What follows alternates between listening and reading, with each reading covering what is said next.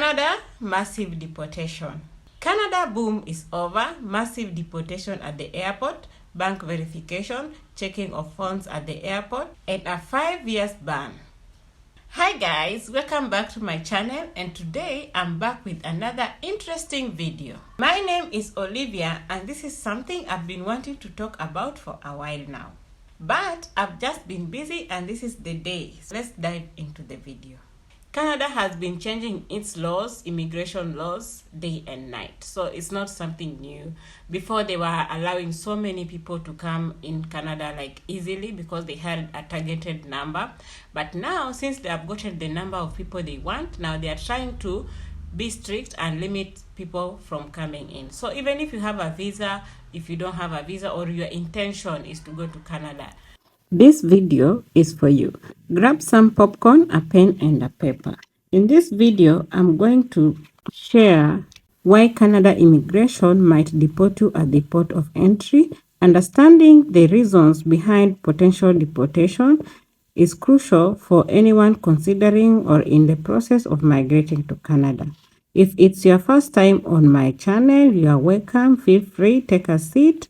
Please don't forget to like, comment, and share this video because it gives me the motivation to go out there and look for more opportunities for you guys. Let's dive into the reasons that could lead to deportation and how to avoid them to ensure smooth entry into Canada. One of the reasons is confidence, as in confidence.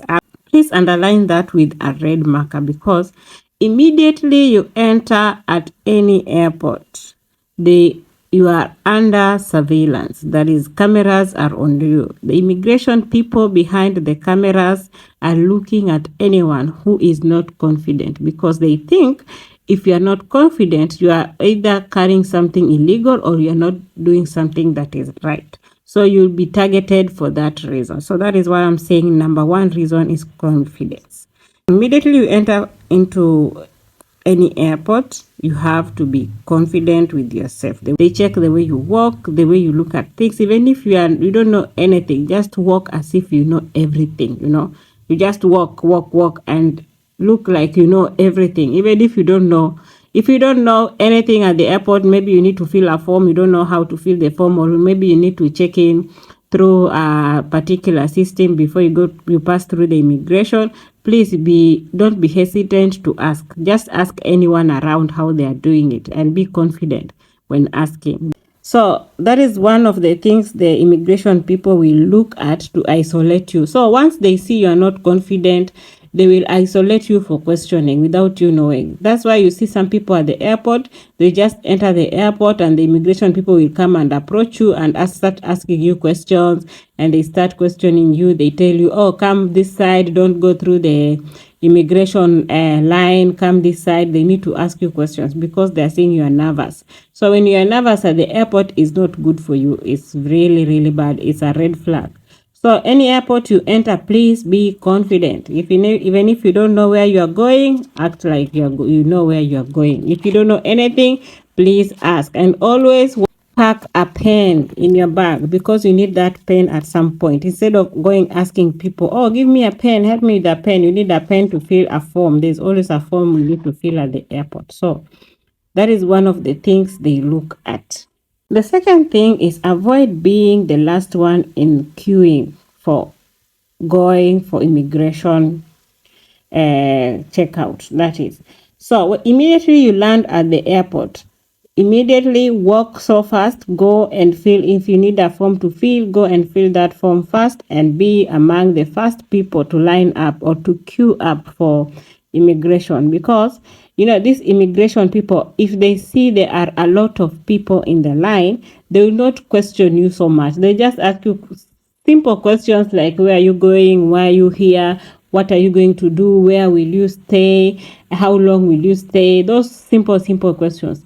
But if you are among the last people to pass through immigration, they have a lot of time. That is when they will start asking you so many stupid questions, even those ones you never thought they will ask. And remember, these immigration people, they are looking for that slim window to deport you. So anything you answer and they feel like like you are lying in that question, in that answer, sorry, in the answer somewhere, they will immediately use that as a red flag, and they will isolate you, and you will go through interrogation, and they might deport you just because of that small mistake. And this is, I'm talking from a personal experience, whereby I went to a country and they asked me a question. They asked me, where are you going to stay? And I didn't know the name of I had the itinerary, yeah, like the booking of where I'm going to stay, but I didn't know the name of where I am going to stay and what I'm going to do. So they asked me, like, where are you going to stay? I didn't know exactly the name of the hotel. And then they asked me, what are you going to do, or which places are you going to visit? I didn't know particular places to visit in that country. So I ended up being deported back to my country. So guys, when I'm talking about this, is from a personal experience and from someone who has gone through immigration for several times. So please, I don't want you to be deported, and then like you go back home and you start, hustling from zero. And like us as Africans, when we get deported, you start thinking of the loans you have taken to just get that visa and all that. I don't want you to go through that. Please, please, please, never queue on the line as the last person. If you see, like, for example, maybe you are late to do the filling in of the forms and things like that, because most of us are first time travelers. That happens to everyone. Just wait for the next flight to come. When the next flight lands, you see people just coming fast. So when people come, you just go and queue at that particular time. At the same time, when you are waiting for the next flight to land, please don't look like you are lost at the airport. Just look like you are relaxed, you are okay, you are fine. As I said, number one is confidence. So you are always under surveillance. Don't think at the airport no one is watching you. At the airport, everything is under surveillance unless you are in the toilet. That is. Okay. That takes me to reason number 3. Now, if you know between you and God, the reason you applied for that visa is not the same reason you are not going to give at the immigration officers in case of questioning. For Canada, like, you must be questioned. So you must be questioned. Sorry. So if you know those two reasons don't go together, for example, you are going to Japan, you're going to hustle, but the reason why you acquired the visa, the reasons you filled on the application form is you are going for tourism or you are going for a conference. If those two reasons don't go together, that means you need to plan on how to lie. Okay? So if you are planning how to lie, they say if you lie, you have to lie well at the immigration officers, because they are trained personnel. They know when you are lying, they know when you are not lying, they know when you are saying the truth or not. So you have to be very careful on the things you say and what you say to them, because anything will be used against you. On that point, when you are going to fill your visa application form, please make sure you work alongside your agent, because once you enter an airport and the immigration officer takes your passport, they will key in your passport number.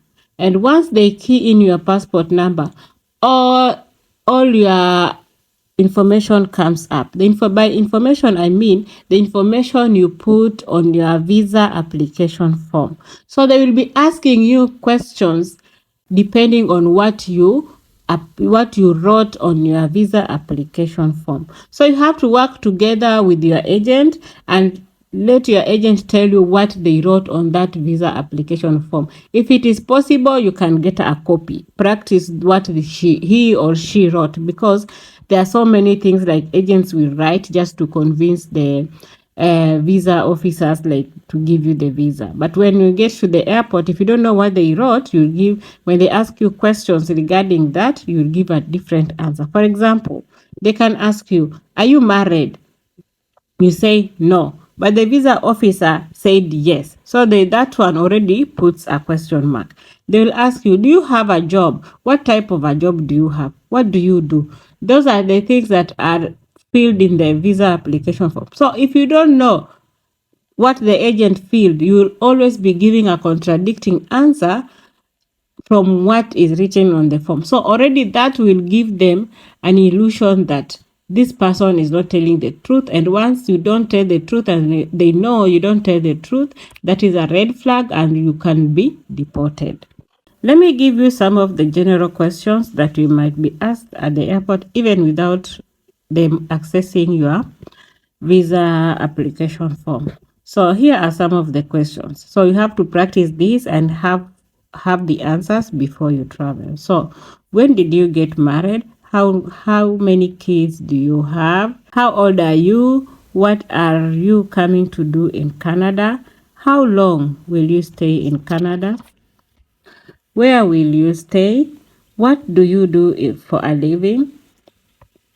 Why did you choose to visit Canada, or what are you, why are you here? Okay, that is the same. If you are in for a conference, you just say I came for a conference and all that. And then also they can ask you, what will you do after the conference? Because maybe the conference is only 2 days and you're planning to stay for 2 weeks.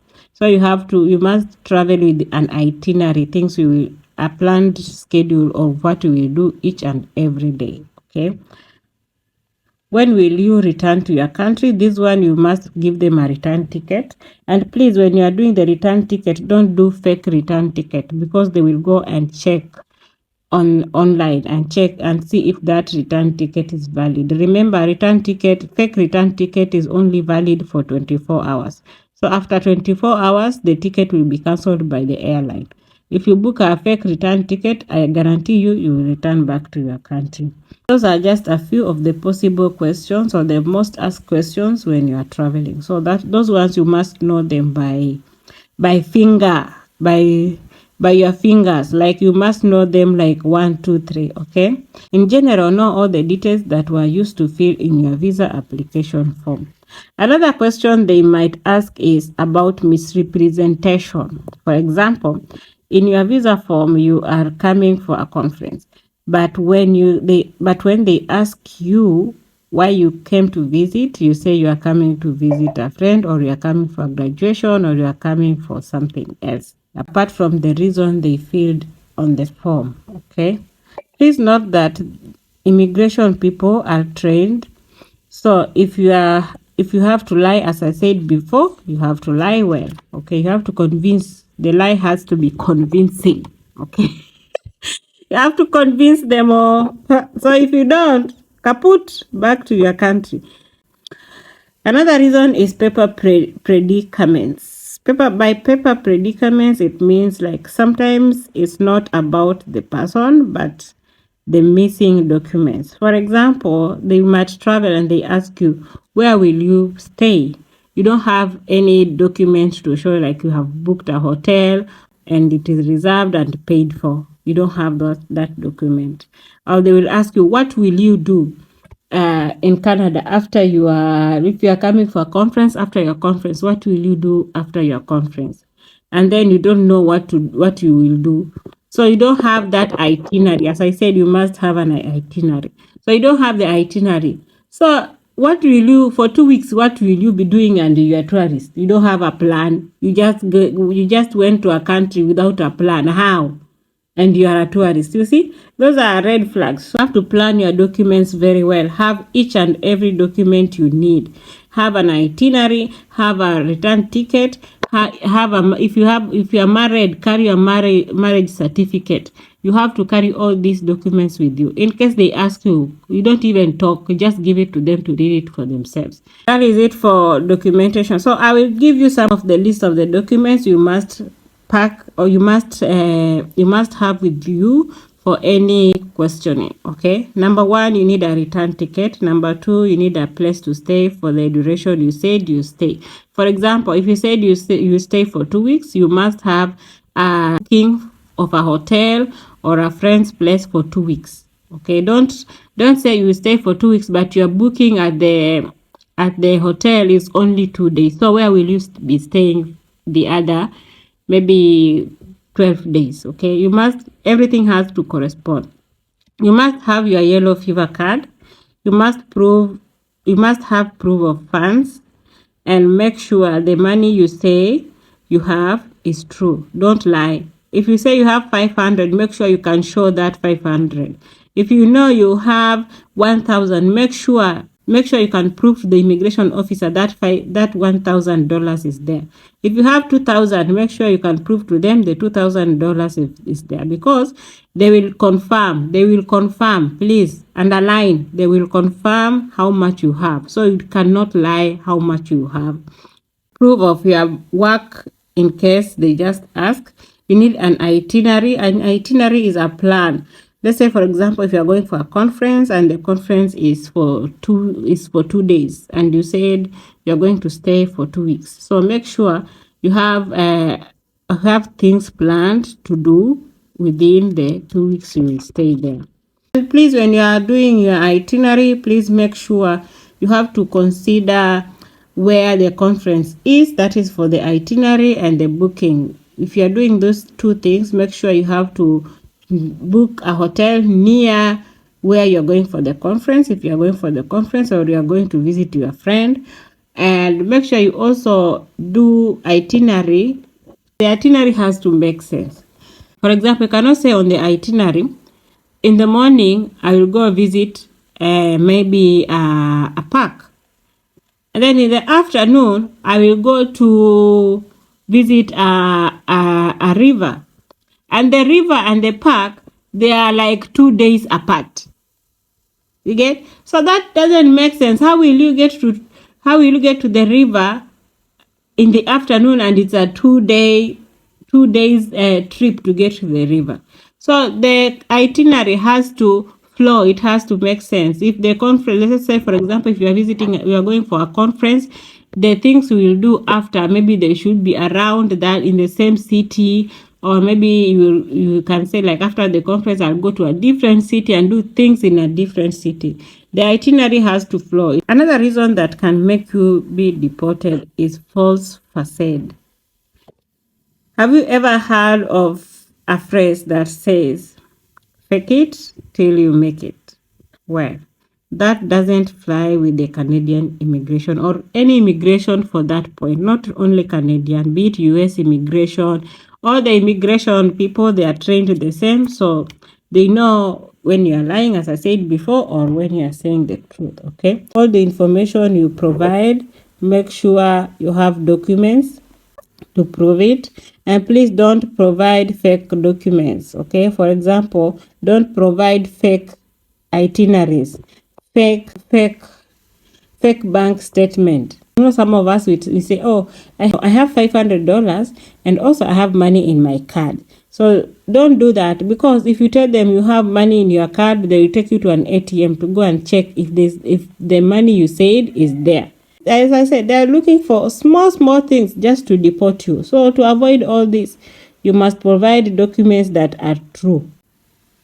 The reason they are very strict now is because, as I said before, if you are my follower and I always talk about Canada, I've said before, Canada is very, very expensive. Okay, the reason why they don't want you to go without money, they know if you're going for 2 weeks and you're going with $500, that $500 is only for accommodation. What will you eat? How will you go to the conference? How will you go back to your country? So they know, of course, you are lying, because life in Canada is so expensive, very expensive.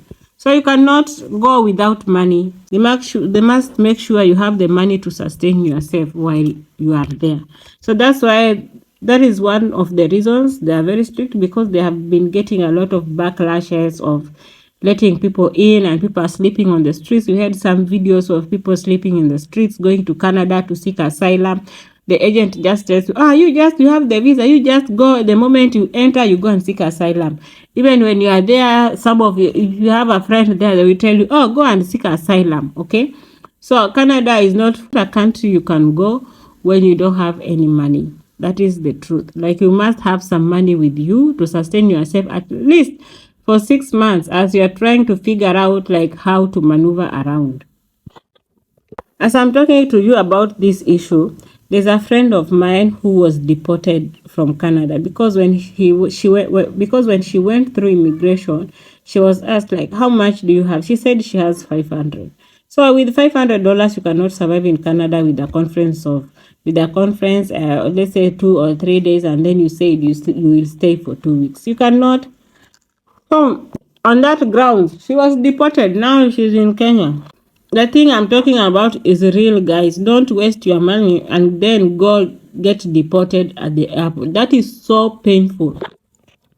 Last but not least, let me talk about asylum, because most of us, we don't have money to travel. We have borrowed loans just to cater for the visa, but we forget you need a return air ticket, a real return air ticket. You need money to sustain yourself, and also you need money to show to the immigration officers. So when you immediately you land, you find yourself in a situation you can't afford even to rent a house. You can't afford even to stay in a hotel for 2 weeks. So the only option you are left with is to seek asylum. And let me tell you, seeking asylum is not a walk in the park. Okay, seeking asylum in Canada, it has to be planned. If you know you are going to travel or your intention is go to stay in Canada and you are going to seek asylum, number one, please don't go in winter time, because we might go and you find the asylum homes are full, so you cannot stay in. You have to stay outside for a while before you get in. If you don't know anyone where you can stay, it means you have to stay in the streets, buy tents and stay in the streets. As I said before, people were staying in the streets. And then now, when you enter in the home, now they take you in the asylum places. They take you in. Now, the next step is evidence. So if you are planning to travel and go and seek asylum, please make sure you gather enough evidence of the reasons you are going to seek asylum. Do not believe your word of mouth. Underline, word of mouth is not believed. They believe evidence. So you have to gather, make evidence of, if you have to put yourself in newspapers, if you have to do whatever, do it. Go with enough evidence. If you don't, your case will not have grounds. So mostly you'll be deported, because even now they're deporting asylum seekers. Because we had a case of students before. Life was so expensive, so they thought like asylum is the easiest like way to get PR, permanent residency. So they went in and started also seeking asylum. So the Canada immigration was like, so why are you seeking asylum after studying here for 2 years or 3 years or 1 year? Do you want to say like we are in Canada and your life was endangered when you are in Canada? So I said, these people, they know when you lie. But if you lie, you have to lie well with evidence. So these guys, last year they deported 20,000 students who were seeking asylum because of the high cost of living they couldn't manage. So if you're going to seek asylum in all, please make sure you have enough evidence, print your evidence, plan it very well, and make sure this evidence is not seen by the immigration officer when you are going through immigration, because in case they question you, they start checking your bags, they might find it and they must think like, oh, you said you're coming for tourism, but then you have evidence of your life is endangered. So which is which? So they see like maybe you're lying, so they still deport you. That's it for this video, guys. I hope it was helpful, and if you have any questions, as usual, put it in the comment section. I will make sure I answer each and every one of you. Thank you so much for liking, commenting, and subscribing, and may God bless you. Bye. See you in my next one.